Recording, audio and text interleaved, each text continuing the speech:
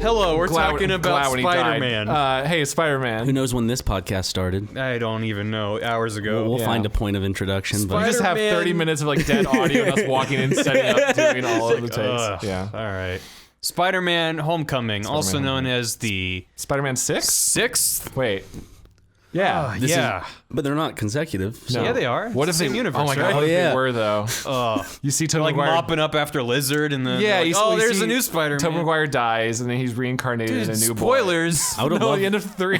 You know how much I would have loved if like Tobey Maguire made a cameo in this film, like a Stan Lee type cameo. He's the new one, yeah. He's the new. He has to have a cameo in every Spider-Man film. If they had actually had Tobey Maguire just be a random New York guy going like, I don't really like him, I would have loved that. It's just the guy that Spider-Man runs through when he's like going down the sidewalk, and he's like, "Hey, hey, get like out of I the knocked way. down my groceries, punk." my baguette that everyone always buys at the store." He's listening to headphones, and when the new Peter Parker bumps into him, his headphones kind of pop out and slowly like you can it's like emo Peter Parker. You can from 3. faintly hear raindrops keep falling on my head.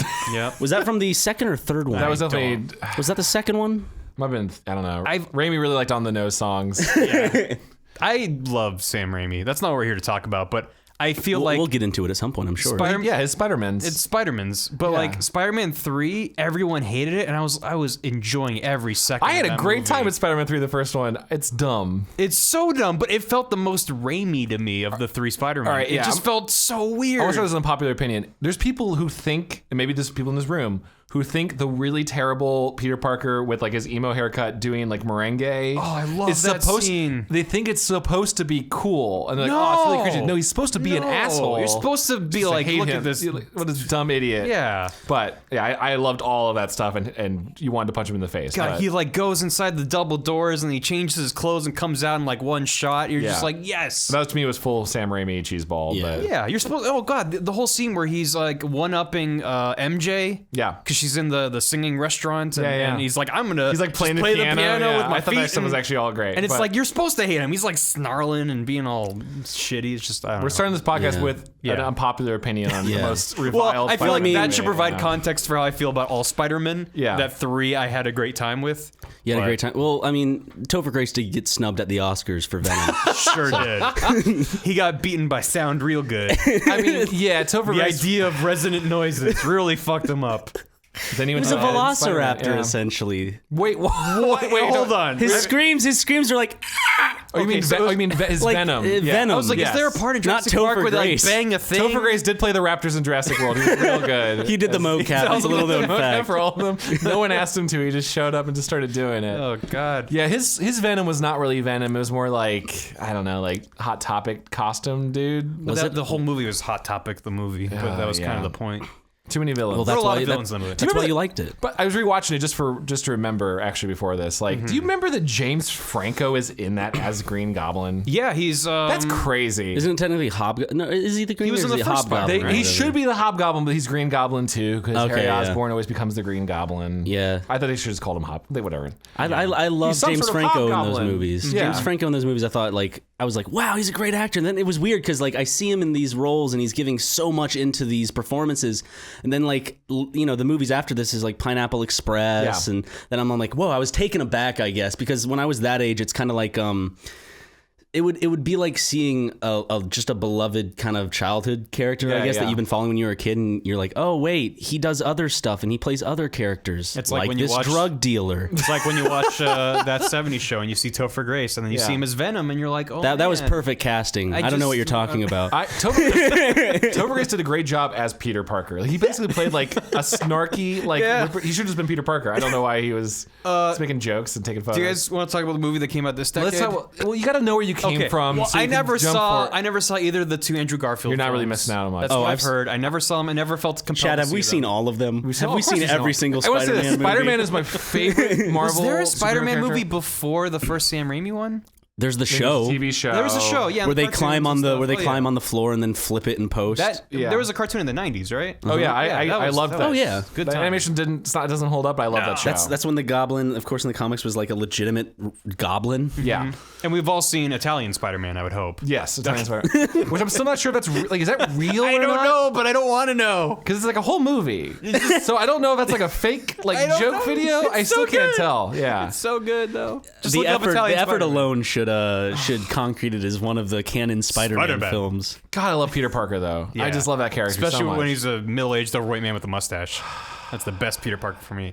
Here's real quick. Here's all you need to know about Andrew Garfield's Spider-Man. Okay. At one point, because they decided to go down the really fun arc that no one loves of Peter Parker's parents were spies. What? Yeah, it's Is that like from a the thing. comics? They retconned it out of the comics, but it was like Peter Parker's parents Like Cold War, were maybe commie spies? scientists, and maybe they invented like the spider formula, and Whoa. There's like a that's- James Bond subplot in the Amazing Spider-Man. yeah, 'cause his film. parents are always out of the picture, right? killed by like agents. I've literally never thought about Peter Parker's parents. And there's a whole montage where like Andrew Garfield, Peter Parker is like connecting strings on a board to like his parents' murders while Imagine Dragons plays, and just like, no, I don't want any of this. It's not the montage you asked for. Skateboards to yeah. In the deleted scene, can deleted scenes be spoilers? I guess not. Oh, yeah. But depends you know on the where it's deleted deleted. scene. Did you see for he's- 2?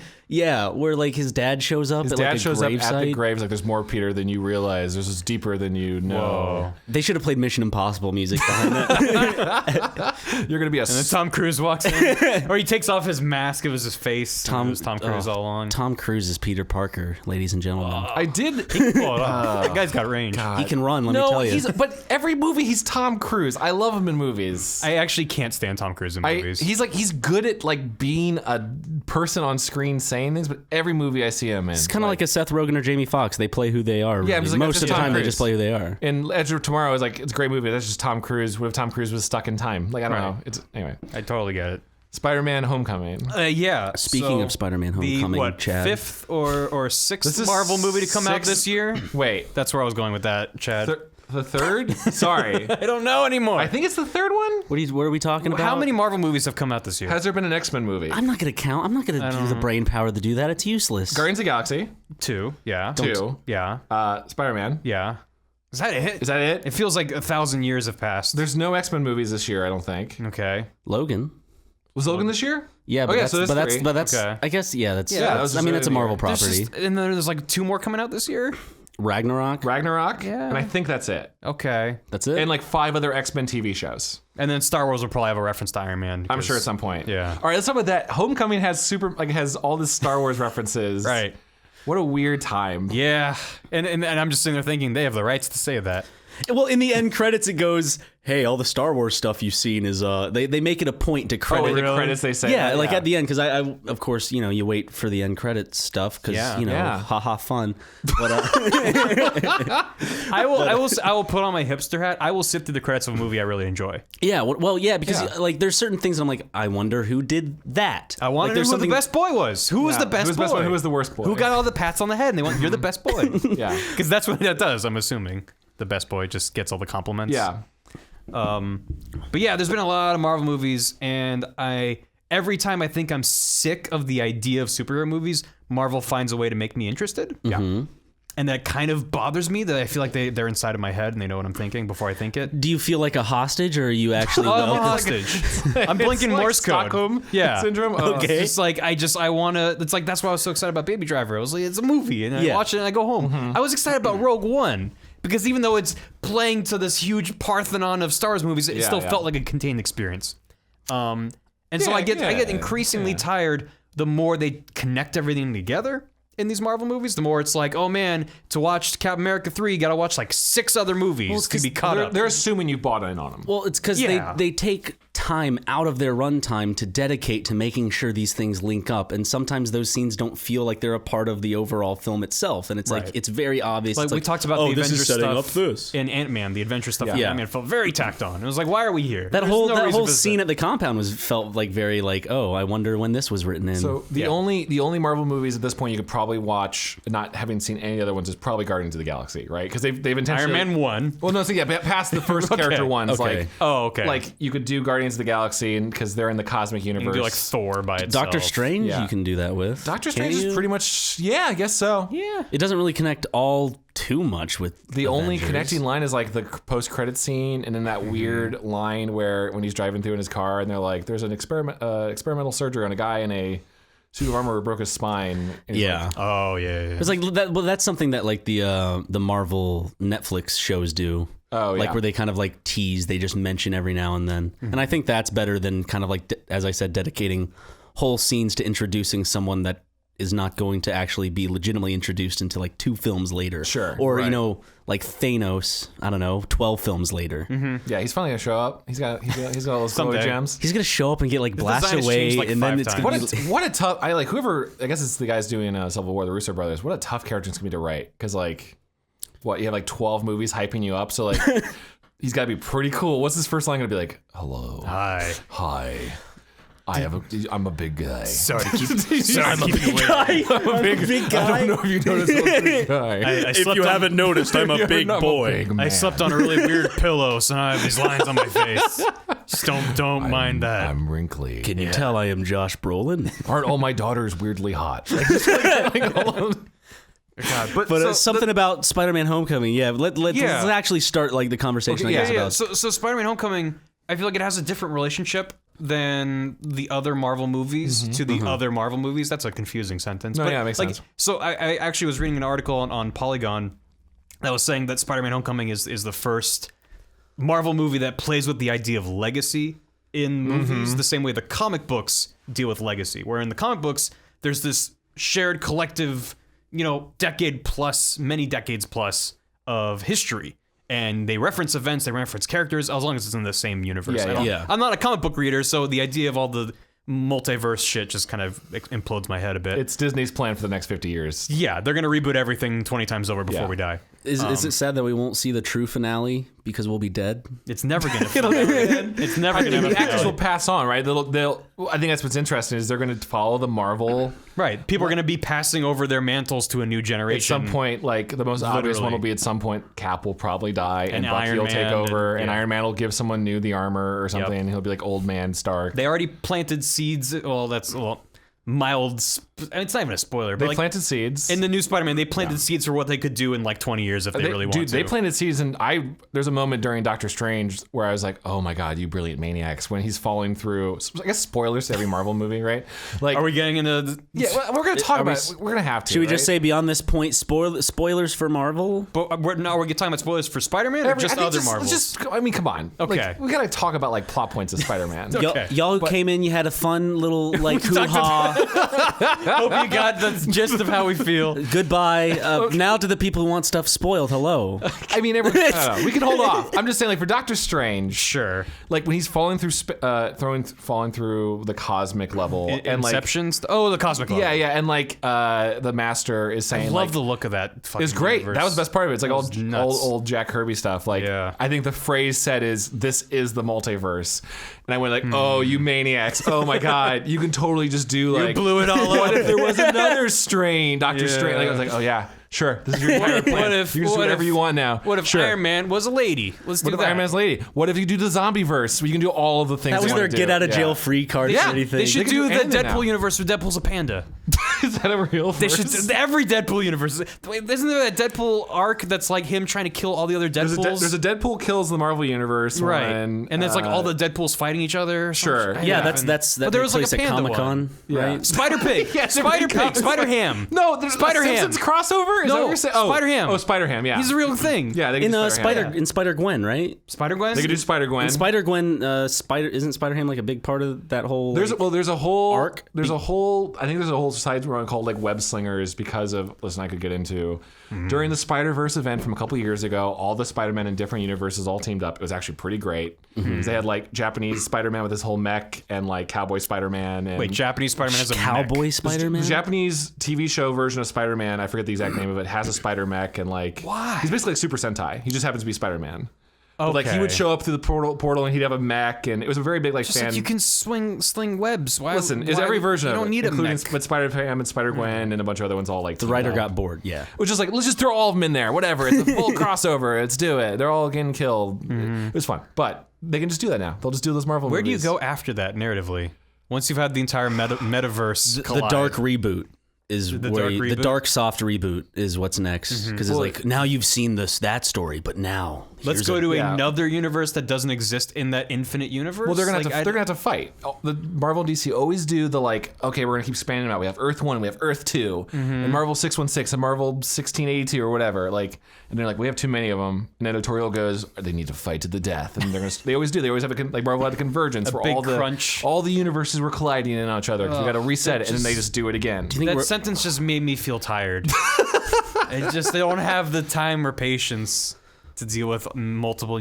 This universe is big enough for me. Thanks. But they do set up Miles Morales. Yeah, they That's what you're do. gonna say. Yeah, Yeah. They hint at it at least, They right? do. in Homecoming. Yeah. So like, yeah. Spoil. Oh, sorry. Yep, sorry. I had a brain fart. Now I'm really, back really here. I'm back in reality. It's really subtle because I had forgotten his setup from the Ultimate Universe, which you should read Ultimate Spider-Man. It's real good. I've heard it's good. Real solid. It's a great way to start into Spider-Man. I played the video game Ultimate It's very. Spider-Man. You can play as Venom and eat people. It's really fun in that one. The first person you eat as Venom is a small child with a red balloon. It's weird symbolism. Yeah, so that's. I mean, I just remember playing the Spider-Man 2 game on PS2, and there's this non-stop kid who keeps losing his balloon. I don't know if that's what you're referencing, but it's just That's you're some sort of payoff for that? that's not a joke. I'm serious. That's the first victim in the I game. hope that's actually meant to be a nod to that, because in Spider-Man 2, there's all these like random events that spawn, like, oh, they stole my purse, and you gotta go get them or whatever. Yep. There's this kid who's just like, my balloon, and it's like he lost his balloon. You gotta get it back for him. It's this little boy in a just striped over shirt and and a over. hat. That must be some sort of internal development in joke. Of like, we with hated the the balloon kid, so we killed the kid Goddamn with the balloon kid. Yeah, I mean, we could say like they tease Miles Morales because Donald Glover's character, who is the Prowler, which is like a super deep cut, who is in the Ultimate Universe, I believe he's Miles Morales' like uncle. It's like a former supervillain. So the Prowler is Miles' uncle. And he says in the movie, like, I got a nephew out here that I'm worried about or whatever. So I guess he doesn't have Miles. kids, because... But that means Peter's got to die to have Miles. Yeah, well, everyone's gonna... Yeah. It's gonna be some Thanos shit that Can just he not be kills Spider everyone. Boy? His sidekick. Just call him in crime? Spider Boy. I think they actually make that joke at some point. 'Cause there's a great crossover where... Sorry, this is probably way too much detail. We keep venturing off a little bit. Miles' backstory, if I remember right, is that like he's from a verse where after Peter Parker in the Ultimate Universe dies, and then he takes up the mantle. Like he also had the powers, but was hiding them. So his whole character's like, I got to live in the shadow of Peter Parker. We all knew who he was, and he's really good. But then eventually they have him meet the mainstream Marvel Universe Peter Parker. So it's kind of awkward. Like, I saw you die in another universe, and like I've never met you before, so let's team up. And there's a lot of like fun banter over like, am I Spider Boy? And man, I would really like to meet you, and all that kind of stuff. Yeah. It's nice. It's really good. Sounds good. Yeah. So what I was getting at before... Yeah, sorry. No. I'm a big fan of tangents. Yes. But so there's this idea that Spider-Man Homecoming has a legacy of Marvel movies that it sort of keeps in the background. It doesn't do the Ant-Man, we're going to go to the Avengers compound for 10 minutes and has no bearing on the plot besides some MacGuffin we toss over there. It has this idea that like the Avengers exist in Peter Parker's world. Yes. It's not like we as an audience have seen the Avengers come together. It's like they already exist. Yeah. Characters react to the Avengers and their payoff. Kind of stuff. Yeah. And it felt really heavy-handed to me at the very beginning where you get the Vultures sort of set up. Oh, I love that though. That was my major gripe. I think that's one of my biggest gripes is that whole sequence. The very beginning of the movie? I think that was not a good way to start off the movie. And if I like it in principle because getting to the villain first thing I think is fun. But the way they did it was really bad. It was 5 minutes of the most the most rushed like supervillain just transformation, I guess. The time skip was almost hilariously bad. The 8 years later does answer some questions. I will be a defender of it only because Marvel's here's why you got to put that money into the time into it. Okay. Marvel's villains have sucked since like Loki. Loki's like the only one that's ever had Loki and Dormammu are the only antagonists. Dormammu was kind of interesting, but you barely see him. Like every other Marvel villain's just like, I don't know, it's a guy or a girl that's just gonna actually trying to kill everyone. Mads Mikkelsen's character in Doctor Strange I thought was pretty good. He's not bad. He's not bad, and he gets his moment to like give his monologue to Doctor Strange, and Doctor Strange is kind of like, huh. Like, you kind of have a point there. And then he's like, oh, no, he, like, died or whatever. But I think in general, most of their villains have been, like, really lacking because they barely have time it's to, like, the beam of light in the sky. They have a beam of light in the sky. Like, Civil War's one, like, kind of had a little bit of character where he learned his thing. I actually liked his a little bit. I did not like Civil War. But, like, in terms of villains, so if you had to put time into it, I did dig. I think it's where you don't see Spider-Man or Peter Parker for, whatever, 10 minutes. Which is fine. Yeah. But I did like...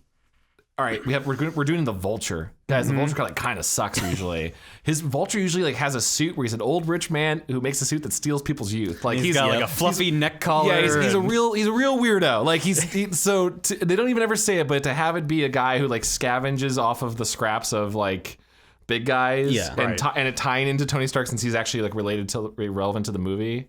That part I did dig. I did dig it as like a motivation. I totally got why. And he's the Vulture because he's scavenging scrap. Yeah, but they never say that line. To their credit, they never say, I'm like a vulture. I like that I eat off the scraps of the man. And I like Michael Keaton playing Birdman. I'm a fan of bird guys. So good at it. I guess that's the weird thing because like I think that the Vulture definitely is one of the better villains in the Marvel universe. It's like they handled it better than most of the other villains in terms of just I like the fact that he was more small scale. Yeah. That he wasn't, as we've discussed, this giant beam. There's no giant beam of light. I thought about that. Right. Yeah. He's a friendly neighborhood Spider-Man. That's the whole idea. He's not global destruction Spider-Man. I just can't help but feel that the beginning felt a little clunky with how rushed and just how the first scene, I guess, was. Well, it kind of speaks that the entire movie was like, we don't want to be an origin story. We just want to get you to it. Yeah. I loved it, but even the found footage, like I'm shooting my own vlog stuff. I have a rant about that found footage. So, you know what it is. It's a fine I like the concept. I thought it was very fun. Yes. Well, go ahead. What's your rant? Well, my rant is a technical one. The perspective. Why is his found footage 4x3? Because he's posting on Instagram, dude. I told you because if he that's the only logical explanation. After we saw the movie, it's like if he had shot it vertical, everyone would have lost their goddamn minds. It would have been hilarious if he filmed it vertical, sharing this massive. Like Chad and I saw this movie together. Yeah. We saw it at the ArcLight Dome, so you have a giant screen encompassing. It's almost like IMAX levels. Yeah, of just like holy shit, everything I see is Spider-Man. And it would have been this little sliver in the middle, this little vertical selfie cam. It would have been. It would have been hilarious. It would have been great if he had done it vertical and then like Happy had been like, "What are you doing?" And he like turns the camera. Oh, that would have been fun. It's just a way to educate all kids in all movies. They need to not shoot that way. Oh, that would have been real. I would have lost my mind with that. I would be like, this is the best opening to any movie ever. But I feel like if they had it be full widescreen, I just bumped the mic there. If they had it be full widescreen, and he was like taking his selfie thing instead of it being this cropped 4x3 in the middle, I feel like I didn't realize the whole time in the movie you were just like, it was bothering me so bad because I was like, who has a 4x3 camera? Barry's just sitting there. He's not eating his popcorn because he's like, this is ruined for me. I can't. I'm not in the mood. It's like I wonder if it was full 1920 whatever the resolution, but widescreen. I'm really angry.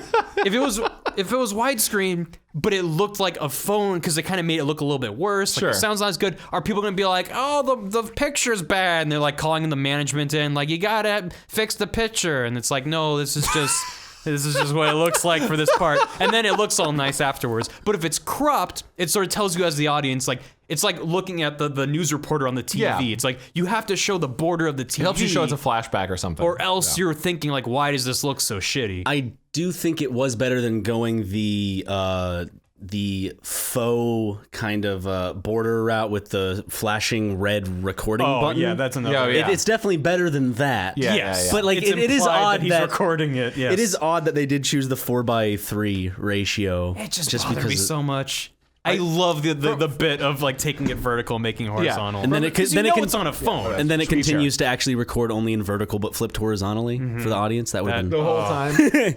Yeah. From a storytelling standpoint, and going off your thing where you just kind of understand the legacy of Avengers, where this movie is, and also the history of it is so crazy. We could spend an hour talking about like Sony and Marvel's battles and all Jesus. that. The fact that movie exists. And all that stuff. The fact this movie exists is crazy. That's tiring just thinking about all that. Thinking about it. Oh yeah, there's so many writers on this movie. Like, but with knowing that going into it, you almost could. I got this impression, this is me just reading into it. It's like, okay, we're finally going to do our Marvel Spider-Man. It's back in our hands a little bit.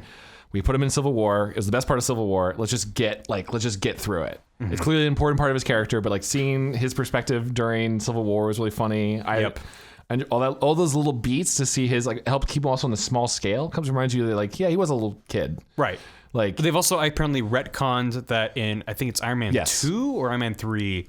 Where he shows up at the Iron Man convention and whatever, and there's a little boy that is about to get killed by he's wearing an Iron Man Crimson mask. Dynamo's things. And they retconned that's Peter Parker. So that's official. That's like canon. I think Kevin Feige said that. Yeah, okay. Yeah. That's cool. But it's like they're putting Peter Parker in this world. So it starts with that flashback with Michael Keaton, with the alien robot things from the Avengers 1 movie. Yeah, the Chitauri. Thank you, I know, Chad. I know, I'm the worst. That's why you're here. Thank you very much. We appreciate your knowledge. And it's like, that could have been, I mean, it basically was like a fun little thing. I haven't seen Avengers 1 in a long time. Are those little energy ball things at all present in that movie? No. They invented that to be like, here's some alien tech. It's just a very easy, understandable, that thing's dangerous. Okay. Yeah. I didn't know if it was something that was actually set up in Avengers 1. That would have been interesting. It's like, those specific like pink orbs. Yeah. No, you just see like, but I also really like them just like taking it out with a crowbar. Just like, popping them off. Yeah, you gotta use that. Yeah. Let's sell them to anyone. And then what was the name of the government bureau that they invented? They're calling it Damage Control. Damage Control. Which is a Marvel. It is a that a Marvel. thing? It's a Marvel series. Oh, I love that name. Both DC and Marvel have teams that are basically like we're normal people who come through after like the superheroes destroy a city. Be a TV show? Is this I think they're also going to make a TV show. I felt like okay. Yeah, that was a big enough actress from like Chasing Amy or whatever. I was like, not Chasing Amy, whatever. Some CBS old sitcom. Like it's like, oh yeah, she's gonna be in that show. She's from Damage Control. Damage Control. It's a fun concept, whatever. Like the stories are fake, but the stakes are real. It's Damage Control. It's basically just like Warehouse 13 or whatever that sci-fi show. Like, sure. Yeah, that's definitely a thing. Today's file, and it's a guy flipping through a file cabinet. Oh yeah, they did that one. That's like the worst Marvel one shot they did. Was you guys all seen the one shots? They're like actually some of the best thing Marvel's ever done. Like the short films. No. Oh yeah, they make Iron Man 3 amazing with their one. But one of them is the girl from Mean Girls. What's her name? Really awesome goth girl that's super pretty and I want to date. I don't know. Whatever. That could be everyone, Chad. No, the goth girl from Mean Girls. And, I don't know their Party names. Down and I know who you're. Wait, what was Lizzie she Kaplan. in the interview? She was in the interview. Yeah, Lizzie Kaplan. Like she and the dude from Clock Stoppers or Time Stoppers or whatever. Oh God! I walked out of That's that a deep movie. cut. I know, right? Like they're both. Is that a deep cut? I don't know. It's like a short. Marvel's keeps putting these like one little like 6-minute movies out in their DVDs that are all worth tracking down, but it's basically like Agent Coulson's like tracking down loose things from the Battle of the Avengers, and just these two random idiots get a hold of one of the Chitauri guns, and they're trying to like sell it, and Coulson has to track them down. But like that was clearly like. I think I saw one that was like Peggy from Captain America doing some solo mission. Yes, there's a Peggy one. She had to go into some warehouse. The somewhere. Iron Man 3 one where you see what happened to the what's his name? The Mandarin in prison is spectacular. Okay. It's really good. But like I think that was almost feels like the inspiration of people recovering from the Battle of New York or whatever, like all this loose stuff. And, Right. It was cool to like literally see them rebuilding. Yeah, yeah. It was just I wanted one construction guy like, this thing is a monster. Like I just wanted one of them to be like, because that was a living, breathing Godzilla creature just like dead there in that room. I wanted to be like, that's crazy. Wait, are they real? Are they But they're just walking around it like, yep. They're like organic with tech stuff. It seems like those big. The one where it's like, I'm bringing the party to you. I was never clear exactly what they were. I don't know. They're like fine. bioengineered. Beam in the sky. It's okay. Yeah. Beam in the Sky brought him. Yeah, Beam in the Sky brought him. Thank you, Beam in the Sky. We couldn't have a movie without All you. hail the giant beam in the sky. There should be a religious cult in the Marvel universe. Do they fear the beam in the sky, or do they? No, like, they love it. They love it. Okay. No, If in I the saw- end, they offer up all the Avengers to it, and then they incinerate, and then the whole story begins in another A verse. Thanos cult would be really I mean, awesome. By the way, that'd be pretty great. If I saw a giant beam in the sky fart out some space slugs, I'd be like, yeah, I have some questions spiritually about what's happening here. A Chitauri alien man came through my house. Yeah. And then Captain I America no longer man, have a house. Yeah, a man from the 1940s like punched him out my house. I don't have Right. a house. What do I do? So if there's a man on the street who's like, I have the answers, I'm like, I want to hear those answers. I will follow you. That's how I feel. So that's the setup for sequel. that's the setup for the Vulture. Is he is scavenging off of this? There was one last thing I want to say about Yeah, that intro. yeah. The 8-year time skip, specifically 8 years. very strange. That places us in the future, no? Well, I don't know. Because I always assumed that the Marvel movies were taking place when they came out. Chronological. And now, if it was 8 years ago, when did Avengers 1 come out? Like 20... 2000. I feel like I'm just gonna guess 2011. I don't know. I don't think it was that long ago, though. I remember reading an interview with like Kevin Feige, the producer. I think they want you to not be super worried about the timeline. Yeah. I get that because the more you think about it, the more it's like it doesn't matter. Yeah. But I just thought it was like, wait, it like took me out of it for a second to be like, wait, that wasn't 8 years ago, was it? No, I don't think chronologically it is. But they're sort of creating their own Marvel verse time, which That's is fine. Which is it something doesn't that matter. I like that about Spider-Man: Homecoming. It took a stand. No spoilers, of course, right now.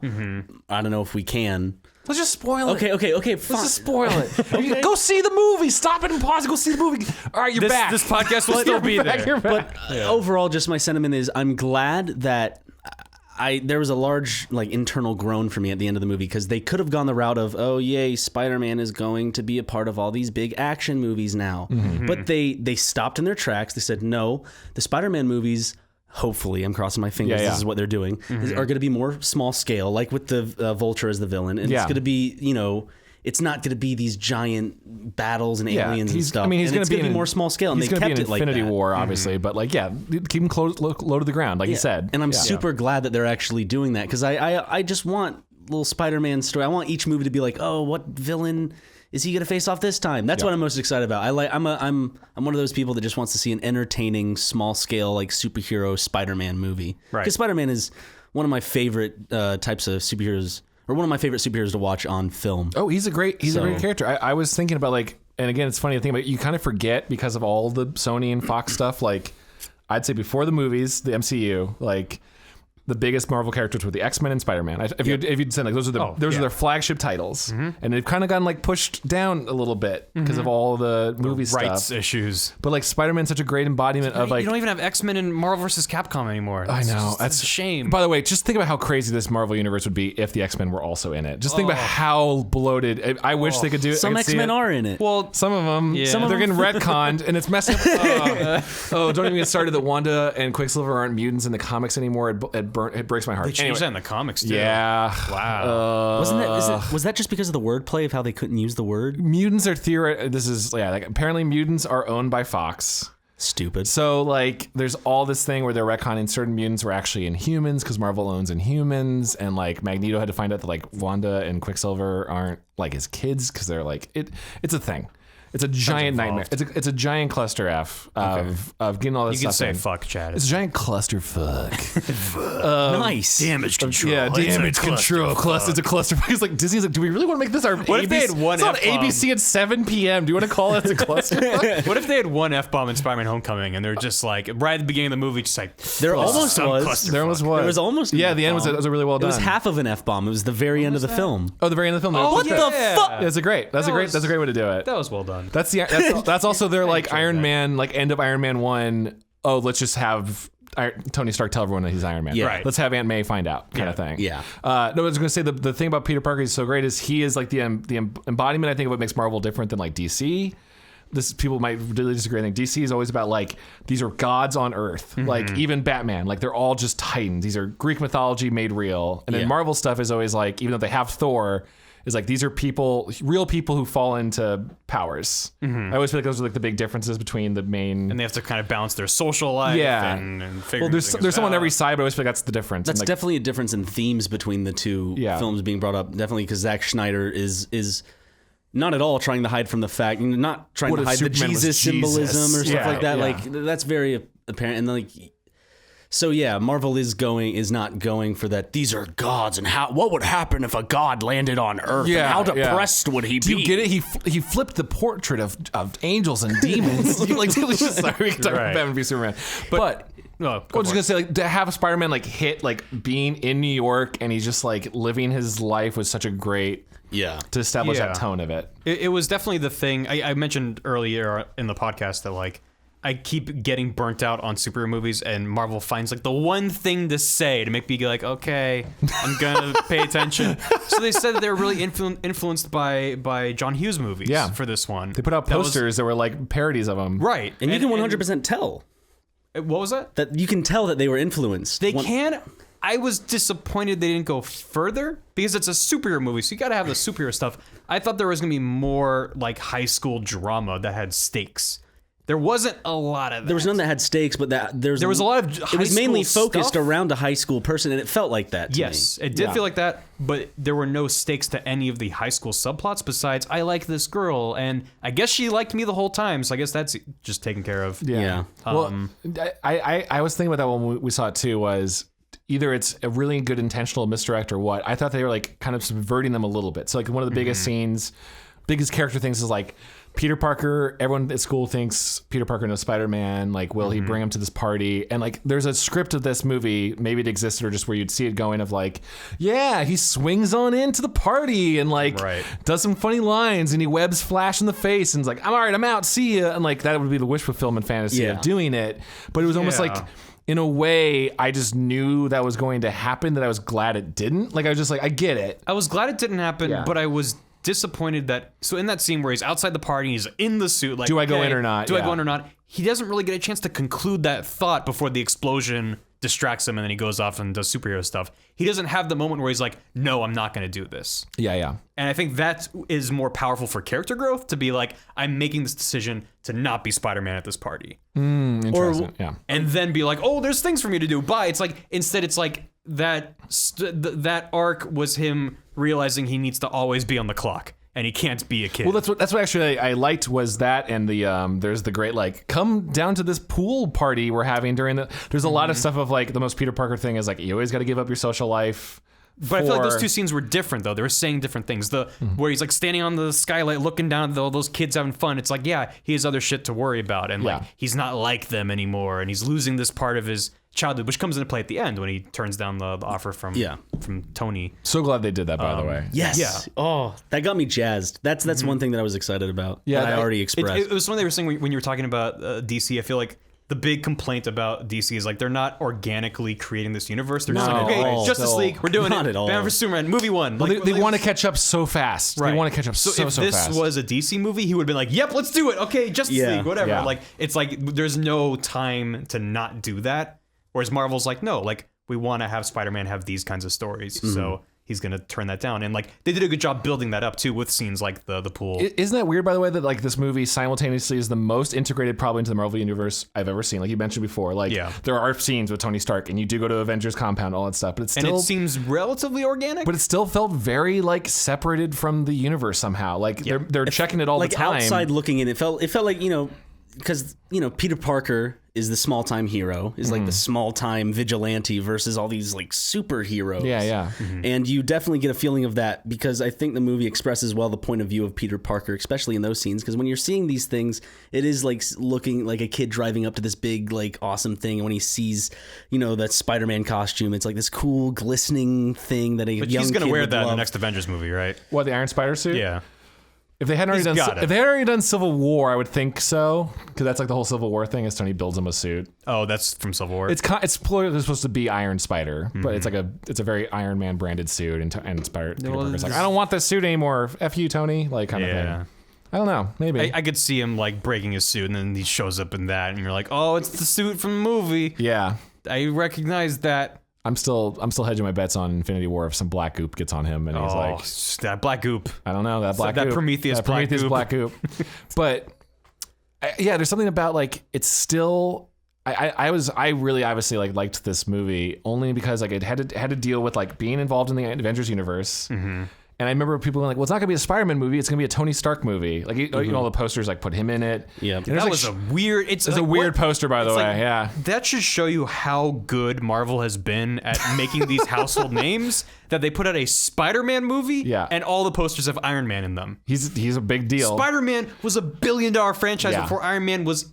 And no one knew who Iron Man was. No one gave a shit. No one gave a shit. Besides us nerds, maybe we're like, Iron Man stuff. He does a move in Marvel vs. Capcom. In order to sell this as like a brand new Spider-Man, it's like, here's Iron Man. Yeah. Look at that guy flying through space. Put him into it. But it's still somehow like it uses the fact that it has to be tied into the Avengers to a story. I think like him idolizing Tony Stark and like wanting to be part of it's used really well for character motivation. Like it helps tie the villain into it where he's his own.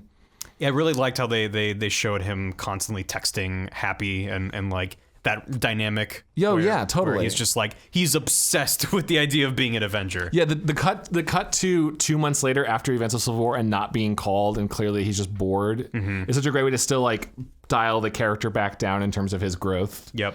And like kind of retcon it a little bit. There was a lot of really well done stuff, especially considering the fact that was this movie made in like a year? Like I don't know. I feel like it was made fast. very It quickly. was very fast. super just like I was okay, super, done. I was super worried. Yeah. There was an interview with Tom Holland that essentially like he was casted and then they just started shooting the film. Oh yeah. It was very fast so production nice. process. I'm very happy with Tom Holland. He was I think really he's- good. He's a good little sport. He's kind of like there's some good parts. He's a good Peter Parker. He's a really good Peter Parker, and like he kind of took the best parts of Tobey Maguire and the few good parts of Andrew Garfield Spider-Man, Yeah. and like I feel like this is the made his best own thing. on-screen representation of Spider-Man. for sure. I Like if you're judging from the comics. Yeah, it felt the most 'cause true to it. to me, yeah. the idea of Spider-Man is this like wisecracking kind of silly guy. And Peter Parker has his own shit going on, but Spider-Man's like cracking puns, and he's just like, "Oh, man, look at-" this is and where you have the quips. It always felt really kind of forced to me in the Tobey movies. Oh, you should see Amazing Spider-Man then. Oh, I mean, Yeah. he's like also an asshole. Yeah, He's just like an Abercrombie and Fitch guy. he's seems like. real cool. He's like skateboarding on ramps and stuff, and everyone likes him. And That's a weird Peter Parker. yeah, and like when he does Does quips, he fuck up and everyone's like, "Oh, Peter"? not really. He's really cool. Like he's really like. That's an interesting Here's take. all you need to know about Spider-Man, Amazing Spider-Man 2 is do you ever read the I don't know if it's good to encourage reading leaked emails, but all the WikiLeaks Sony stuff, which is Oh, fascinating. I read a lot of stuff about Ghostbusters. The Ghostbusters stuff is really fascinating. There's one email executives for Spider-Man, I think Amazing Spider-Man 2, where it's like an executive blasting to another executive like, "Hey, here's some thoughts for Spider-Man. I was on a flight, noticed some things that kids are into. Maybe we should integrate them into the movie." And one of them was like, "Snapchat. I think kids are into Snapchat. Should Peter have like a Snapchat that kids can follow? 2, EDM music. Maybe Peter can be like a DJ." It was just like a list of like random things. like and you these see are that- actually and this you is all of our fears. You see and that it's- going like, yeah, this is totally how it happens. We're talking about a movie that has an Electro version of the Itsy Bitsy Spider play as Electro is fighting Spider-Man. really. Bow, bow, bow, bow, bow, bow, bow, bow, Yeah, that bow, movie's bow. weird. Like as he's like Electro is like sifting through like electrically charged rods or whatever, like at a generator. Spider-Man fights him in like a transformer plant. Yeah, and as he's transforming those, he's making that song. Which, like, honestly, when I saw it, I was like, "That's cool." I'm sold. and then a Sony executive slips you a 5. That's exactly how I like looked at it. I was just like, "Okay, they did that. Cool." What'd you think about the Homecoming opening with the cartoon theme done by an orchestra? Oh, Michael Giacano or whatever. yeah. I think I'm really mad, but I loved it so much. But like I'm smiling. So I don't know how I feel. I don't know. I thought it was just fun. like- It was yeah. fun. Yeah. like the whole movie was fun. Like I thought the comedy most of the comedy actually worked. Yeah. Yes. Which is well, yeah. What I was gonna which say is like the quippy side of Spider-Man. I feel like it felt like earned, and I don't know how they did that. But whenever he was like, "Oh man, like stick around" or whatever shit he was saying, it's Stick like, around. Yeah, I don't know. But it's like it sort of felt okay. Yeah. And I don't know how they did that. Some of it's taken straight from the comics that might help. I don't know. Like the I think it's because we saw him trying to do good and like stealing the guy's bike, and like it was probably his bike, and like he sticks the guy's hand to the car, and That's he gets his. all the intimidation stuff with Donald Glover was great. Yeah. Oh, just the 2 hours you deserve it. That was funny. like I like you that. see That's that really like good. he's like trying to do good, and like I think we both lost our shit. Oh my at God. the do a flip, Spider-Man, do a flip. which was like, oh, this is the most real a superhero movie's ever been. That felt to the me. most like, oh, that's what someone in a real world would do to see yeah. Spider-Man. If you were in Queens, running around rooftops, people would be like, yeah, fuck it, yeah, do And a this flip. stuff like that when watching the film, where it's like, this is fun. This like the Yeah. people who wrote this had a fun time doing it, and they pictured what would be cool. Oh, I'd do a flip, and he flips. Like I definitely laughed in the theater when I did that. And as I said, most of the comedy does work in this film, and I think that's good because, at least for me, most of the comedy in Marvel films kind of fall flat. It feels very forced and like, hey, here's this conversation with a bunch of funny quips that we already showed in the trailer. Yeah. And now with this one, the comedic aspect seems to be more integrated within the movie itself, because it is a comedy. Yeah. I'd say it's definitely comedy action movie. Yeah, I mean, and Spider-Man's like best character trait is he's always making jokes in the face of danger. Like it's like he should be scared, but he's like kind of a kid like dealing with it. But my point is like it never really clicked for me with Toby because like it just I really enjoy those movies, but they're just messes on top of messes. His dry delivery didn't work for you as Spider-Man. He loves pie, dude. Oh, this pie is so good. That's that was James. That's the James Franco. I love how this pie is so good. Who are you? Didn't he have chocolate cake with his like landlord's daughter? Yeah, that plot was great. All right, I think if Tobey Maguire and Chad Nabb. If Tobey Maguire didn't look like he was 30, it would help. Like he was okay. I would still do say Spider-Man 2 with Doc Ock is pretty great. Like yeah. That's Sam Raimi going crazy. Sure. But for some reason in this one, like it just like it was the first time I felt like that Spider-Man is the same as that Peter Parker. They're the same character. They're linked. They don't become different people, and it's clearly a mocap suit, just another person doing lines. Yeah. So it's not like it's Peter Parker. Now it's time for Spider-Man. Oh, that's Peter Parker as Spider-Man. Like him trying to be this superhero person, which is a large part of the movie is him trying to get into that persona because he idolizes Iron Man, and he wants to kind of be more like that. On the typical, I have to figure out this side of my life and balance it with this side of my life because we've seen that 100 times. Yeah.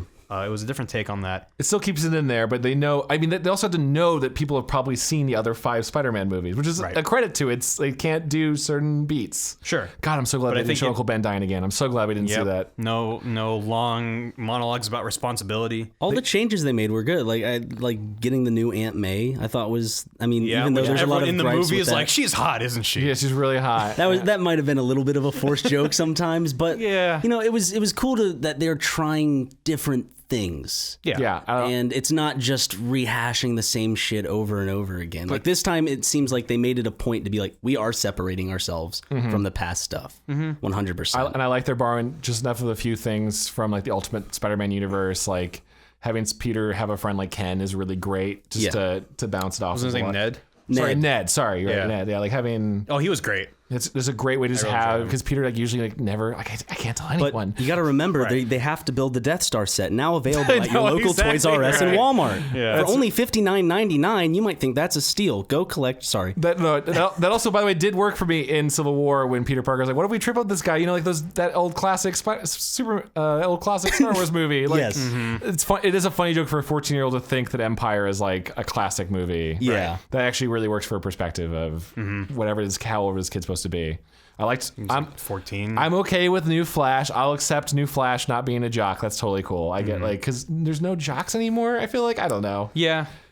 I feel like there's like he still had like that fancy car for some reason. Yeah, he's like a rich brat or whatever. Yeah, watch out. Penis for Parker. Yep, Penis Parker. There it was. I was like, that is legitimate. That feels very high school. That actor's great. He's great in what's the Wes Anderson movie?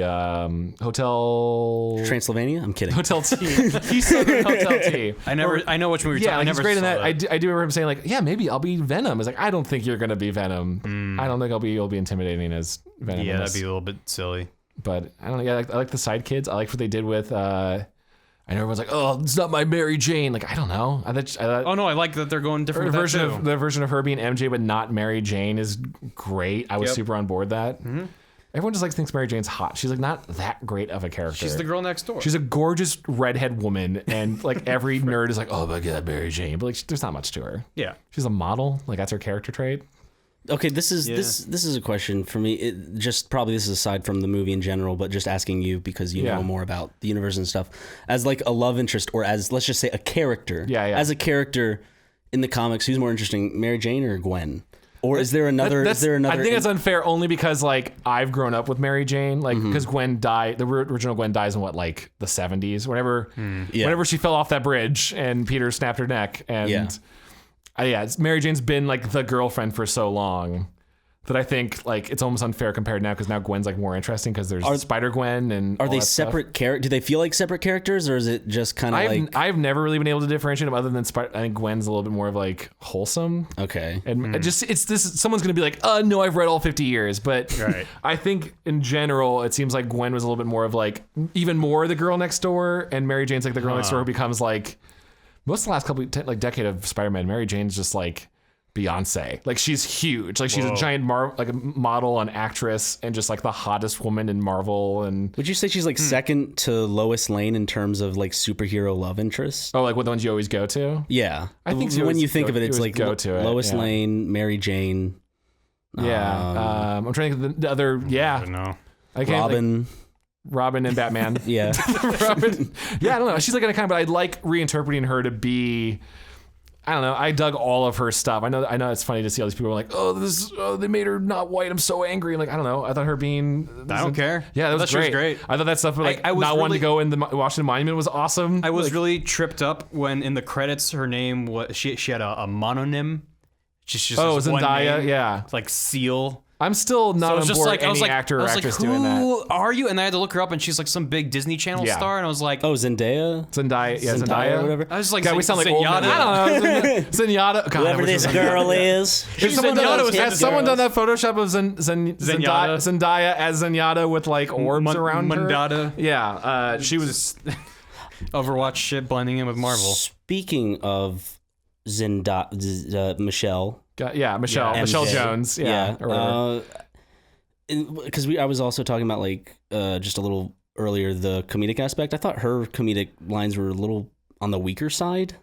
I didn't think that she was meant to be jokey. I mean, besides when she was like, "I'm drawing sad people." Well, almost every that scene was she right, has yeah. that quip where like it pans to her and then she says a little quip, and that's kind of like what ends the scene. That's like her thing in this movie. It didn't seem to me like they were like tossing up the ball to her and like, okay, she's got to smack a home run. It's just like, she's just.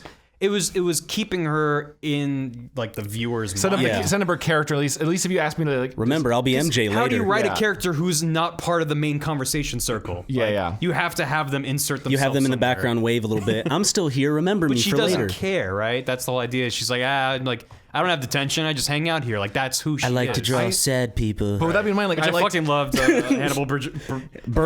Yeah. Hannibal Burris. Hannibal Buress had great lines like, "Oh yeah, Captain America. I think he's like a war criminal now or something. But whatever. Don't worry about it." All the Captain America stuff sold for me comedically. That was I thought the best. that was fun. Yeah. My favorite part about that whole thing is like, there's two ways you could have done those Captain America things where he's like, I guess we're doing a video. He clearly was into it. That's such a great Cap character thing that he's like excited to do public phys ed videos for kids. It's such a great like Captain America angle. Just him being on the wrong side of the TV and stuff like little things like that. Oh yeah, those were It's like your gym teacher. because it's not enough Yeah. just to make Captain America the joke. They always like a lot of the times within the jokes there was also something where it like subverted your expectations of like, oh, the joke's not done yet. There's something added, which I also liked because I think that's what made me like the humor in this film is because sometimes I was expecting a punchline and that punchline would hit and then there'd be something. There's like a delayed punchline. Yeah. There's a lot. My favorite stuff, and I'm always a sucker for it, is anytime there's a bad editing joke intentionally, like all of the homes, the high school TV stuff they were doing, where it's like clearly their local news and like there's like They have like the image on front of them, then it goes into the text is like Comic Sans, and there's like awkward cuts. Like that just destroys me every time. I mean, I worked on a broadcast journalism show at my high school for like 3 of the 4 years I was there, and I produced it my senior year, and that's a lot of that speaks to home. Yeah. Because you do have a lot of and the delivery for the kids was super stunted. like what it would like, which is like, I have a boyfriend, and then it would just show his face or whatever. Face. It's really good little details like that. Yeah, that's the thing is like, there's a lot of really fun moments. That's like the only thing I can say about this movie when people are like, oh, like what'd you think? It's like I thought it was fun. Yes. And I don't know if that's just a testament to how good so many Marvel movies have been overall. They're like the bar is relatively high. If you think about what they're doing and the kind of insane shit that they're peddling, and everyone's just like, that's a normal thing for a movie to have. The bar is pretty high for quality. So when a new Marvel movie comes out and I'm expecting a weird John Hughes superhero mashup and it mostly succeeds, I'm just like, it was good. It didn't surprise me. For the most part. There's a couple surprises. There were a couple surprises. There's one big surprise. That worked really well. And it worked very well. Yes. But as like a whole, I knew exactly where this movie was going to be. Well, that's the problem with almost the entire. Well, that's the problem with the Marvel movies, is because they can't go too crazy. They can't. They're forbidden for doing so, I think. I guess. I don't know exactly what it is. Because they have this big story already planned out and stuff like that. They can't break that. They can't break it, or like they can't take you in an unexpected direction, because we all know where it's headed, and there's so many ways it can get there, I guess, but they still do have to keep it safe. Because if they venture off, then they're not going to get to that. They got to pick like their tiny battles, and I get it. They like the big one would be that in most Spider-Man stories, Aunt May never knows. Like she's always the one that like never finds out, and then every once in a while she does find out later. Like Ultimate Spider-Man, I think she knows at the very end. Like, so that is the same way the first Iron Man ends with like, I'll tell everyone. I think is like, this is a slight deviation we're gonna do with the story. Yeah. Right. Aunt May's now gonna know and be worried all the time, or whatever this character is gonna be.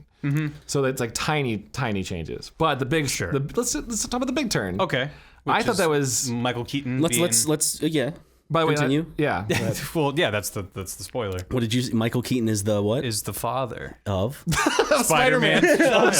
Spider-Man. Baby. If they had done that, I would have been so mad. I gotta say, didn't see that coming. It was a off turn for me. He already had the child in a mini Spider-Man suit. Yeah. So that was odd. The CG on the Spider-Man. He's growing Spider-Man in It was vats, it was very like Twilight-esque. You know, in the last Twilight movie, my favorite, Or, when they showed American the child. Sniper. Oh, when they're ripping all those heads on the ice? Yeah. In the Twilight? Wasn't it American Sniper where you had the little doll baby that I never saw it. I never saw either, but apparently they were like gonna replace it in post or something, but it's just like they a never doll did. that like doesn't move. They're like that was- treating it like a real baby. That was funny. yeah. But wait, you find out. Yeah. Okay, let's. In all seriousness. Yeah. I also want to say about the setup for it is like the love interest of Liz. It's like Liz Allen, I forget what her real name is. Like that's a great mystery because everyone thought she was gonna be like Mary Jane or whatever. Like to have another character, and you find out when he picks her up for the dance that the Vulture is her dad. Yeah. Like That was really hidden really well. That entire like mini arc right there was the closest I feel like that movie came to feeling kind of like a John Hughes movie, where you have him in the car, or he's hanging out in the kitchen first, and it's he's super awkward. interrogating him. He's in the car and it's super awkward. He gives him the talk, and that's when it kind of goes back to being like a superhero movie a bit. But that's the best version of like a high school level. But that was when it threat. felt like those two stories were the same for a brief moment, where it's like you have this intense like social pressure of like you got a prom, you're in high school dealing with the girl you like said yes to going to the prom with you. Yeah. And then you have to deal with her dad, who's literally the scariest version of a date's father you could ever imagine. Yeah, he's a better Green Goblin than Green Goblin. Yes. Yeah. And then it's also, combining with the superhero side of that. And I was like, this is what I wanted the entire movie to be. Was this like, oh fuck, like everything is connected, and it totally worked for me.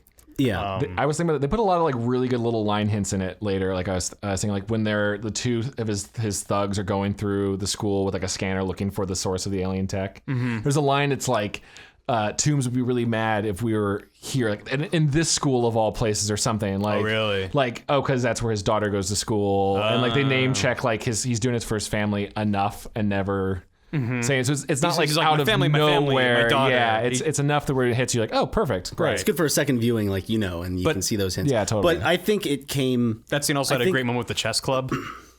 Oh, when Ned's hiding and they're like, what are you doing? And he's just like, chess. Yeah, there's like little Wes Anderson things or something. Yeah, Definitely with the Vulture, that's the first time I've legitimately been surprised from a Marvel movie, I think. Yeah. Where I was like, because as you said, you definitely know where this movie is going to end. We all know how this movie is going to end, but it's cool to know that there's something in this movie that I didn't expect. Like, it wasn't even on my radar. Like, I wasn't trying. Like, I wonder who the Vulture's real identity is. Like that. Right. I didn't think they were going to go that route. The last one, also like kind of like you were talking about the delayed punchline kind of thing. To me, that was like a delayed reveal where he opened the door and I was like. My initial thought was he figured out he went to the wrong door. Peter Parker is. Oh, yeah. And okay. he kidnapped his date. And now they're going to fight or some shit. Or like something's going to go down. So is that, oh fuck, he knows who he is. Oh fuck, he doesn't? Yeah. So it was like this double layer. Like, wait, no, now he does? It was just like, it kind of kept evolving over the course of those scenes. So I was like, that was the most invested I was in that movie the entire time. It was like an intense scene in the car, but it was played for comedic effect. It was this big moment of like he's finding out his secret identity, and you're like, fuck, because you can see him in the rearview mirror, kind of glancing and putting things together. They really but hit it's those done fast, for comedy. But yeah. I'm glad that he did know who he was, because if he was like, okay, have a good time, and he just leaves, I've been like, oh. No, well, it adds all of the dynamics. That's why like to make a villain, you also, by the way, it's great. Again, you see his point of view of things. Like even when he's talking to Peter, I'm like, he's being pretty fair about it. He's just like, just stay out of my way. Right. Not even like, I'm going to kill you later. It's just like, just get out of my hair. It's my business. And, like, it's such a great, because it adds so much more to like Peter's like character choice to like not go and dance with the girl of his dreams and like take. I was like, immediately the shocker. Oh, I love the work the shocker just like in there. instantly there, pow! Just But like Shocker 1 or 2? Side note, Shocker 2. that's such a literally Electric Boogaloo. Yeah. Oh my god. Literally. Oh my god. He did dance a little. No, like. By the way, that is like a great, whether intentional, not just like meta aware of comic books. The line where he kills the first Shocker, which is like super disturbing, super dark, by the and he way. doesn't mean to do it. But when he tosses him the gauntlet, is like, now you're the Shocker. Yeah. That's like a commentary on every Marvel villain ever. Like it's always like someone else. It's you now. Someone else picked it up, or like someone else got the suit. There's like 5 Scorpions or whatever. Like they just pass the mantle. It's very aware of that idea. I'm excited for Voss to be Scorpion. Oh, that guy from is that who that is? Yeah. And he's also in the role that I like him most in is Better Call Saul. Still haven't seen that. Okay, I thought he was the guy good. from. He's a good I also actor. don't remember anything about the Scorpion, so He's pretty. He's the lame. Scorpion in Better Call Saul. I haven't seen it. Is he actually called the Scorpion in Better Call Saul? No. Oh, okay. There are no Spider-Man villains in Better Call Saul, That's Barry. weird. No, but I don't know anything about the Spider-Man Scorpion. That was what I was It's just a saying. dude with a suit. Sometimes he has think Bond of it like glove. the Vulture or the Green Goblin. Yeah, it's like- I mean, it's But very is it like blatant. a mechanical suit? You know, these Yeah, guys. There's a Big bunch of mech different suit. versions Yeah. of the Scorpion. Yeah, they're always like thugs or whatever. One time, one of them becomes Venom at one point. But like, here's the thing. Is again, it's great. Vulture, pretty lame. I like Spider-Man's rogues, but he's a pretty lame one. They took Vulture and made him into a really cool character arc and a model for it. If I leave this movie going, yeah, I want to see what they do with the rest of them. Like, even though I've seen versions of half of them, like I kind of want to see what they do with the Rhino. What is that going to be? Like, take all of them and Mysterion or whatever. The fuck. you were saying Mysterio would be Yeah. lame. I am super don't on get board with him. Mysterio's so great. I've only experienced him basically in the video games, and he makes you swing to the Statue of Liberty, and it's awful. And he's got like- a fishbowl for a head, and I'm not a fan. He's like a jilted, like Hollywood stuntman who wants to. Half of them want to rob banks. They always want to rob banks, of course, But because like, it's small scale, small which is scale. also nice compared to. But it's almost Avengers. weird in a big movie they haven't done a guy who's really good at special effects and like holographic imagery. So then you can have Spider-Man's just fighting a T-Rex all of a sudden. He's like, "What's going on?" Like That would be great. Yeah, that's like Mysterio's whole bag is. Okay, making I you would think. I would be into watching him fight holograms. I do want Hobgoblin though. Hobgoblin would be great. Yeah. Hobgoblin would be great. They'll never do it. I would really like to see Spider Slayer. Like that was what's in the old. You guys ever see those in the old comics or the cartoon? Just like adventure that makes giant spider killing mechs. It's fun. They probably won't do it. Does the Spider-Man mech fight these mechs? God, they could. Does Spider-Man ever have could. to fight a giant rolled up newspaper? God damn it. There's someone that...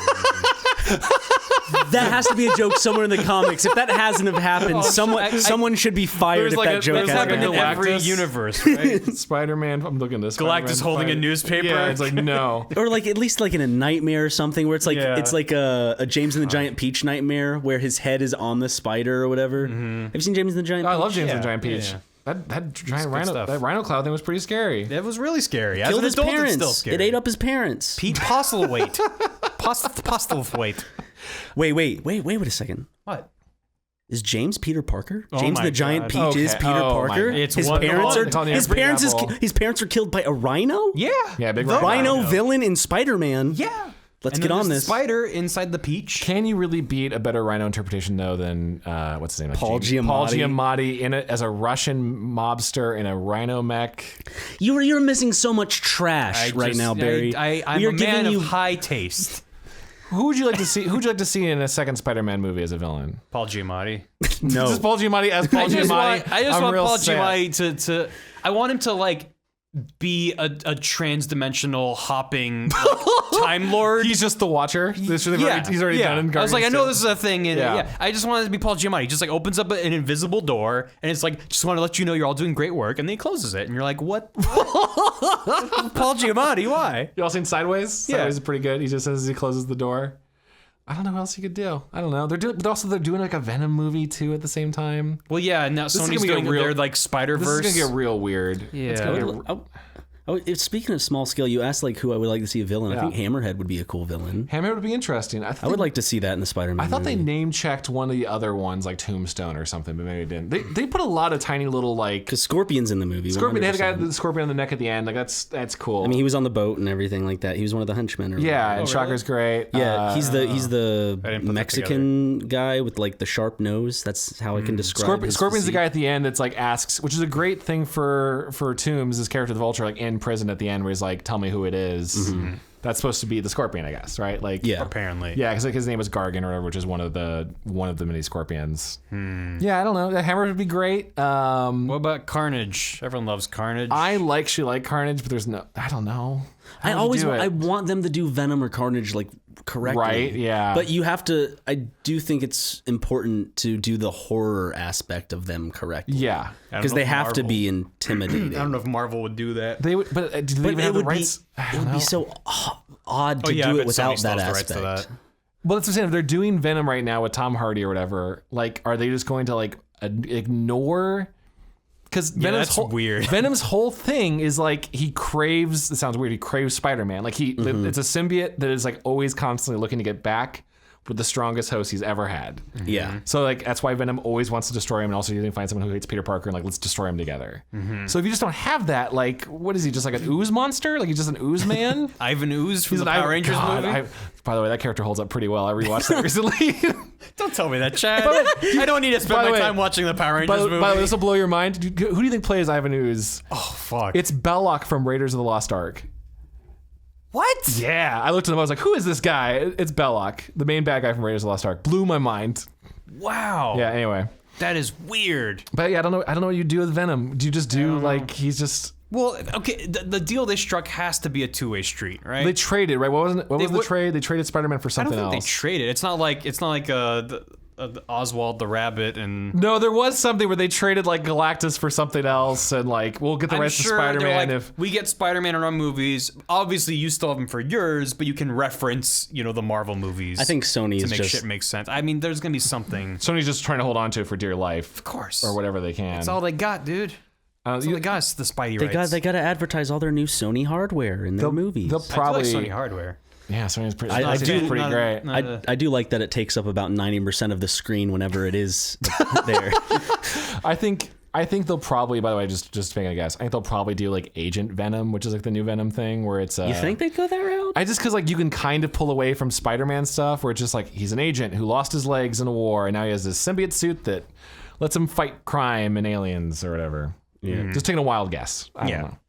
What just other quick things about the movie that's really good or bad? Like what would I don't know. Yeah, it's really hard for me to complain about it because it's just kind of like it's another superhero movie, and it did things well. So I had a fun time. I had a smile on my face and was like, that was fun. It's a superhero. It's a good superhero movie for those who are already fans of the Marvel movies. If you are not into the Marvel movies at all, like that kind of whole thing, I don't think you'll like this film as well. Yeah, it's one's downside is like because the plot, and to its credit, they work in Stark and all that stuff really well. If They did it well. Yeah. if you hadn't seen any of the Avengers stuff and you were seeing this film just cold, you would probably be a little confused. If you're able to figure out what the found footage means in like Yeah. a narrative sense, then you're fine. It just he did some stuff with other superheroes, and now he wants to be like them. It's pretty easy to pick up on. I'm more talking but- about how it differentiates itself between the other Marvel films pretty well, and that's why I think it felt like kind of fun for me and y'all. Thanks, Ryan. I'm just Yeah. giving you my South Carolina course, a little yeah. bit, but I don't know. I just can't see this being like the big turning point in the Marvel series that would get someone who's not interested in Marvel movies to be interested in watching. If you're not this. interested in Marvel movies, nothing's going to help you. Yeah. Wait, what? If you're not into Marvel movies, Oh, yeah. there's nothing they could do to win you back at this point. Yeah. It's like, So- for me, I'm just on that edge where I'm like, I don't care. And then they're like, we're going to do a John Hughes Spider-Man movie. I'm Yeah. like, fuck, that sounds like something I would like, though. They're doing pretty and good then I this see year. it and I'm like, it went more superhero than John Hughes, but they did have some of that there. And they made a very blatant reference to Ferris Bueller. Are you talking about when they legitimately showed the film playing Yeah, when he was after running the through, sequence? That's it great. That's a when great way he to was do it. Running through all those backyards, and then there's a guy barbecuing in the middle of the night in his backyard. I was like, "This is Ferris Bueller." You never had a dad barbecue in the middle of the night? when Dad just wanted some You alone ever time. have some meat cravings? Dad just wanted to be outside with the meat in the night sky. when that happened, like, do you think they handled that joke, I guess, in the right way? Like, was it better on them showing directly where it came from? So my was it thought very- or was it process just blatant? during that scene, he's running through all the backyards. Well, first he's running along rooftops. I'm like, and I was already like, this seems kind of Ferris Buellery. He's cutting through a neighborhood. Then he started literally going through backyards and going from like house to house, and like it was still fun. Like when he falls in front of the girls and they scream. Like it was still done well. Or when he goes into the golf course. That's great. That That's was a a good great scene. Great, yeah. Yeah. But so he's going through all those houses. I'm like, oh, this is just Ferris Bueller. And I kind of checked out a little bit. Mm-hmm. And then they showed it, and I was like, I don't know if that makes it better or not. I think it was like a callback to, like, speaking of our last podcast, like the Edgar Wright. I think it just kind of felt like an Edgar Wright type joke of like, I'll show you what I'm. But if it was doing. an Edgar Wright movie, it would have shown Peter Parker watching Ferris Bueller beforehand. Sure. And then later he does it himself. And then they don't have to show you because you as a viewer make that connection yourself. It also happens so fast. We might be like guarantee you've hyper-aware. seen Ferris Bueller. Mm-hmm. But it was still enough where I was just like, they didn't have to go this literal with a reference. It could have been enough for him to just like go through some rooftops and like, fall in front of the girls. That's fine. But to do a sequence of backyards and he's interacting with them, hi, like whatever. That to me, I was like, you're just doing Ferris Bueller. We're also remembering it as a very long joke. It's like 2 seconds. Like if most people probably just be like, whatever. They're watching Ferris Bueller for 30 seconds. No, the Ferris literally on screen. It was only joke. on screen for like 5 seconds. Yeah. It was enough for me to be like, they promised me, damn it, I'm entitled. No, they said like we're doing a John Hughes-esque Spider-Man. They leaned really heavily into that in the promotion. And that was like look, we're doing John Hughes. And it was just like, it sort of felt very song and dancey. Like, look, we're doing the thing that we said we would do. It didn't feel earned to me in the same way that like the scene in the car with the Vulture felt earned, where like this is that horrible high school dread mixed with this other shit. I was glad they're finally hitting the joke of like when you put Spider-Man in an area without buildings, he's kind of screwed. Right. Like that's always just been talked about all the time. If you put him in a field, he's pretty much dead. It's his worst. Yeah, his worst. It's his kryptonite. Is the field. It's a field. I think with the John Hughes thing, like that great. I think that might have been the best that they were afforded to do. I'm just because it is this big cinematic. I'm probably thing. being way too harsh on it, to be fair. Because I don't think they could have 100% changed things that much, and then Marvel and the studios being like that okay with it. I'm just saying they didn't need to be so overt, because I didn't want them to make John Hughes references. I wanted them to take on the spirit of a John Hughes movie. Yeah, that's what I want. I didn't want to see the Breakfast Club and Spider-Man. I'm glad none of them were all in detention at one point, even though they were in detention. There was and for a brief moment I was like, oh god. It's just him, but it's just him and MJ. Like, and that works quick enough and fast enough. That's funny because she's not even supposed to be in there. But like, I'm glad there wasn't a like, you're all in trouble after Washington D.C. trip. You're all in detention. Right? How dare you go on that monument and almost get killed? Except this movie wouldn't have had the time to let us breathe there.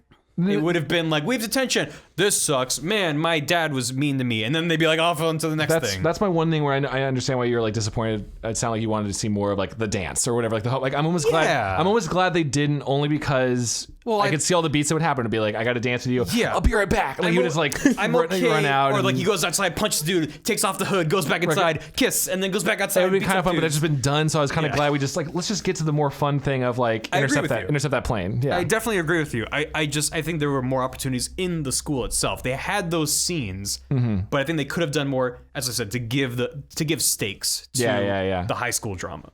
Because for the most part, it was just sort of like, oh man, like these guys are mean to me, but also I'm on the team with them, and he's not that mean. He's just sort of getting everyone hyped up over Spider-Man, and it's like the whole Penis Parker thing is just like, yeah, but like no one's that mean to Peter.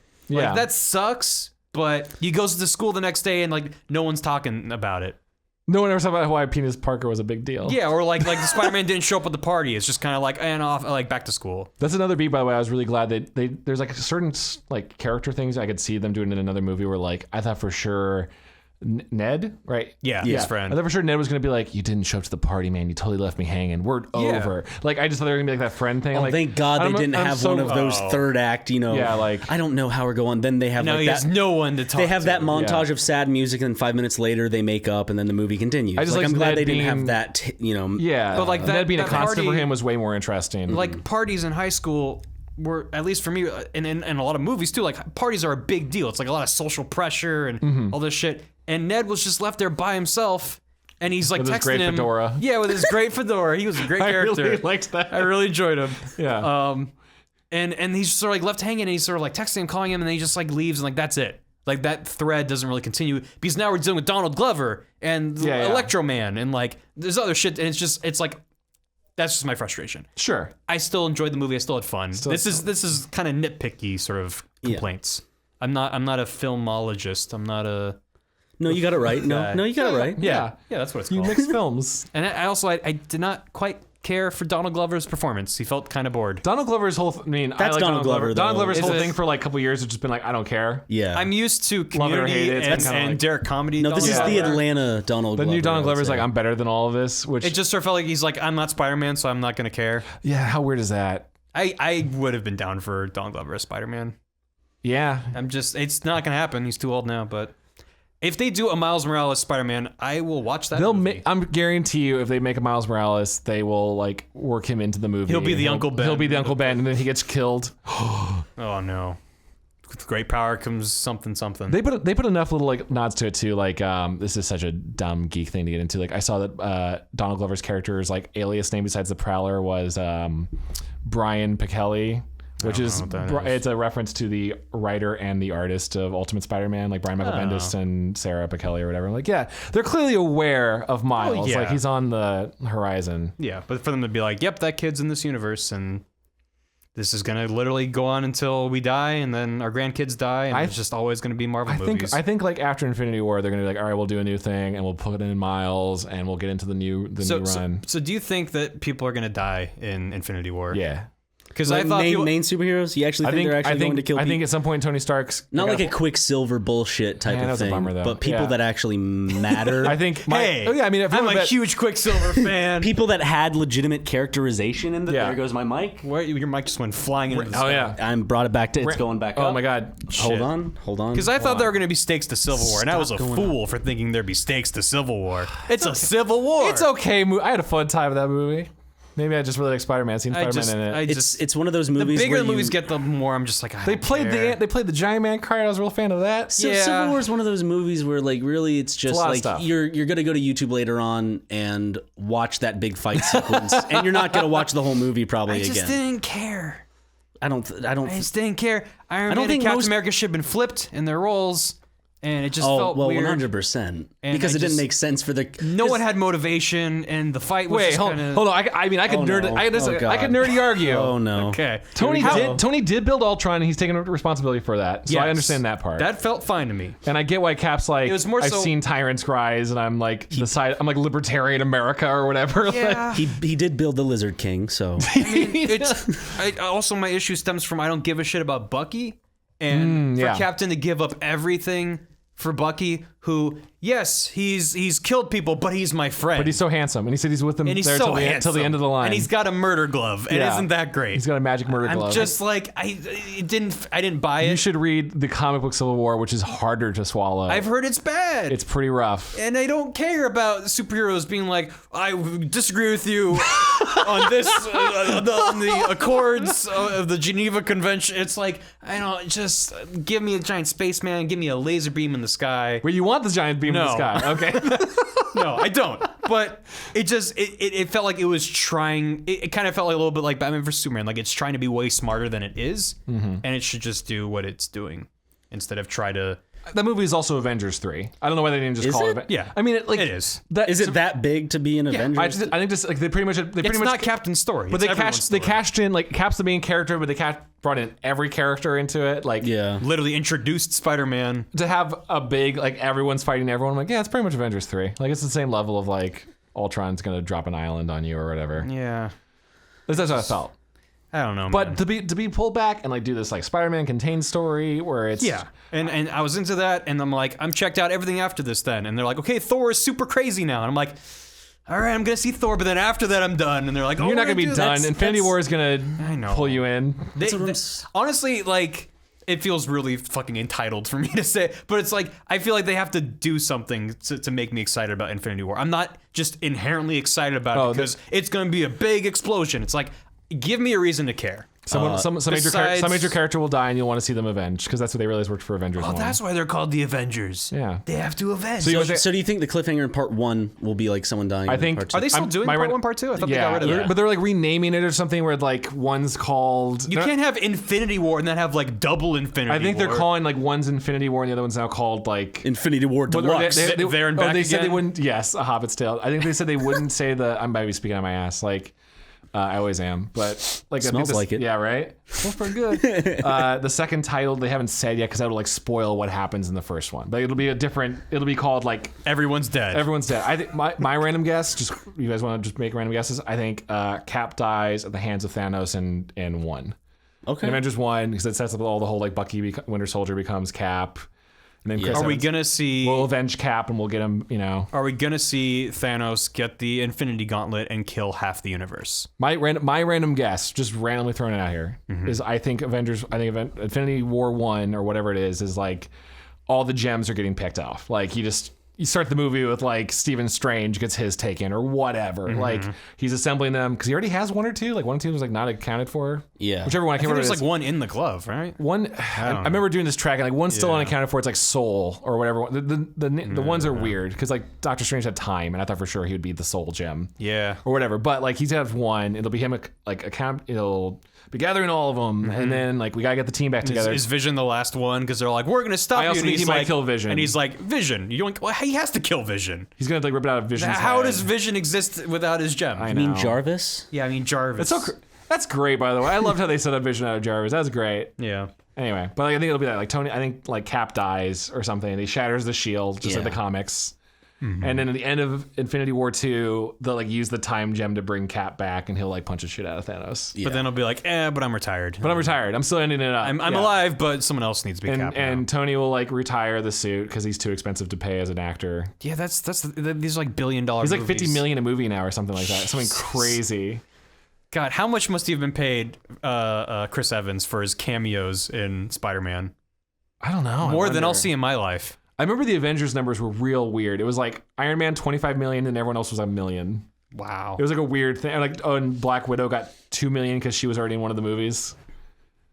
Fuck. Not that it matters. I just thought that was really interesting. Like Tony Stark's very expensive to put in a movie. We're just throwing around millions every now and millions, then. yeah. Sure. It's Disney money. They don't care. They'll do a thing where, like, in Avengers 7, Tony's old, and he's like, he'll be a scene where they talk to him. They'll do old Batman. They'll do old Batman. Yeah, I like old Batman. Oh yeah, I was gonna bring this up. You know what Spider-Man story they should do? They should do the Spider-Man story where he kills Mary Jane with his semen. Did you ever read that one? Isn't that Watchmen? No. There's like I was about to say. there's a Spider-Man story. No. Marvel's like never talks about it anymore. Where like they're clearly trying to do their Dark Knight Returns thing, where it's like Spider-Man's old, and you don't know why Mary Jane's dead, and then he goes. You should look up you can find the Image comics. Oh no! And he like digs up Mary Jane's grave, and he's like cradling her body. He's like, Mary Jane, I didn't know that because my blood is radioactive that I was radioactive, and to know that every time we were making love I was filling you with death. I'm like, your semen was radioactive? That's your choice as a story? Why didn't she turn into a superhero? I don't know what power you would have. Imagine her like, what happened to you? Well, my boyfriend fucked me with his radioactive cock. That's the story they should tell in like 6 years. He was shooting some webs. He was shooting some webs all over the room. Oh yeah. God, that is hilariously tragic. Yeah, it's a real bad story choice. Well, I hope they do that arc. I hope when Spider-Man Homecoming when too. Tom Holland and Spider-Man coming. And Coming home. Yeah, coming home. Yeah. Jesus. That should be the DVD marketing. Spider-Man coming home for Homecoming. Well, I'm done. After that, I have nothing. Okay, guys, Barry's done. I'm done. So yeah, I'm done forever. I'll see take a you guys. long We forgot to walk. introduce ourselves in the podcast, crap. by the way. Shit. Well, in the spoiler warning, we'll say who's in the podcast. We're doing a spoiler warning. I'm sure. We talked about everything we were going to spoiler. Sure. Spoilery. Okay. This is a spoiler warning for if you go back in time. If you listen to the podcast backwards, yes. then we talk about Marvel movies. Surprise. But is this the part where we go in a circle? Plug your shit. Okay, we're gonna go in a circle, give our final thoughts, and plug our shit, I guess. Yeah, final thoughts. Okay, final thoughts. I think I've already said it, but like overall, I enjoyed the movie. It was fun. If you're not a fan of these Marvel superhero movies or these types of movies, you're probably not going to enjoy it. Mm-hmm. But if you can I'm gonna say, like, if you don't like most of them, but you like, Iron Man and like a bunch of these other ones, I think this is definitely one of those little. I don't want to call it a gem because that made me calling it so much, but it is one of those movies within the grander scheme that stands out. Ones, it's one of the movies that stands out among the gargantuan amounts of films that they're putting out and will continue to put out. So, I mean, I recommend it, you to go see it if you are interested in those, superhero movies. But I don't know, just at the same time, if you're not already into it, I doubt that you'll like it. But I liked it. So you can find me at nice segue. Find me at Twitter at Eli Rye McGee, ELIRYMAGE, or my YouTube channel that I do with my great buddy Matthew Watson. It's super mega, so go check that out if you want. Chad. What's up? I'm Chad. I when I'm not here, I write for cartoons. You can check out my cartoons on Netflix. Got Troll Hunters, Guillermo del Toro's Troll Hunters. It's real fun. Mm-hmm. I write for an upcoming show called Unikitty. Gonna be pretty great. Mm-hmm. And I help these guys make Gamerverse. I'm writing some of Gamerverse with these good guys. And you can find me on social media at Quantum Theory. That's QUANDTUM Theory. You can follow me on Twitch. We play games on Twitch sometimes. Mm-hmm. No, I do Twitch too. I do Twitch too. Wait, what's your Twitch channel? What's your Twitch channel? I didn't know we were plugging our Twitches, I don't bro. know. Twitch is the future now. What's your Twitch? Twitch.tv/Eli Rye McGee. Are you gonna Twitch at me, man? Come on, come whisper me, bro. Come whisper my DMs. Do you have any final thoughts on Spider-Man? I hope they can do. Here's a good sign of a movie, I think, because I'm a dumb little kid. Mm-hmm. I left that movie going like, man, I really wanted Vulture's VTOL like wingsuit thing. That was just a real cool, just to have sci-fi thing. And if they do that, like, that means they did a good job. Yeah. There's a kid in me that's like, yeah, wouldn't that be so cool to have a wingsuit and come in like a badass with a jacket and land in a opening hangar door and be like, what's up, everybody? I'm the Vulture. But no one ever says my name. Like, I got these 4 magnets that bore a hole in anything I put them. That was cool. Yeah. The matter deselector. It deselects the matter around itself. Is that what they called it? That's what I'm calling it. They never had a name for it. The matter deselector. But you know what? It's like in Photoshop when you deselect something. Yeah. Just gets rid of it. But showing that Tinkerer guy, like, using it to open a fridge and get a can of Coke, it's a great way to set that up. Yeah. It's a great little thing. Yeah. I enjoy it. Go see it. And, yeah. Yeah. Barry. My name's Barry. Yeah. I'm Razadoop on Twitter. On Instagram, I'm Barry Kramer Twitter. That's right. That's real. I remember hating the Instagram name so much. Literally every name I've used online was taken on Instagram, so I had to come up with something new.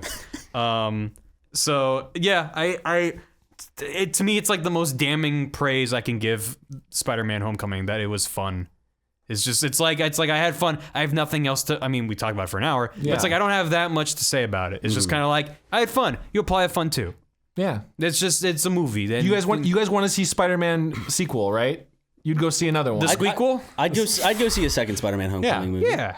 Yeah, me too. I think that means they did a good job. They set up solely off of seeing this one, I would see it. So it's not just because it's like another Marvel movie, but solely because this one was good. I expect the next one to hopefully follow in the footsteps and be hopefully just as fun. I hope that it doesn't change too much. Like they obviously set things up for a sequel, but it didn't feel like even though you have like the little tease of Scorpion or whatever, you don't have the like guy in prison who's got the photos of Peter and he's like scratching off the days like, I'm gonna get you, Peter. They weren't so. You want to see another thing? They weren't so garish as to do the Amazing Spider-Man 2 or 1 ends with the most cocky, like, we're doing all of these, where a man.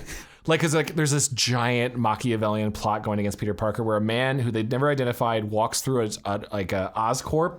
Mm-hmm. And you remember the scene? It's like on the wall he walks by are like the Vulture's wingsuit, Doc Ock's arms, like goblins. It was trying to set up the Sinister Six. Because they really wanted to do a Sinister Six movie, but they're going like, we're going to throw all of these guys at you next time. Like, just you wait. All these villains are going to be tied to Oscorp, and just like, oh, you guys are so cocky right now. That, and it wasn't just like a little bit; it was like full on. Here's all of their suits. It's kind of like DC syndrome. They got a little ahead of themselves. Yeah. And like, I gotta give Marvel credit. They don't get ahead of themselves that often. They like to say, here's what's coming next. Like next time on the Marvel Cinematic Universe. Yeah. I'm excited enough to see him in Infinity War 2. Like, sounds great. I can't wait to see Peter Parker talking to Gamora. Like, Yeah, whatever, and like, like, I think that interaction will be enriched given this movie, where you see him reacting to Civil War. Like, he's gonna be pissing his little Spidey suit when he's like, "Oh shit, we're doing this again." if they can balance 40 characters, let's see them do it. God damn it! We'll be It's here gonna be a to 5-hour magnum opus. Can't wait. It's gonna be 70 millimeter. It's gonna be stupid. I can't wait. I'm so over it, and I'm very excited for Thor. Can't wait. I hope it's good. Well, All right. Bye. Thanks. Bye, guys. bye. Bye. Did you have something you wanted to say? Okay.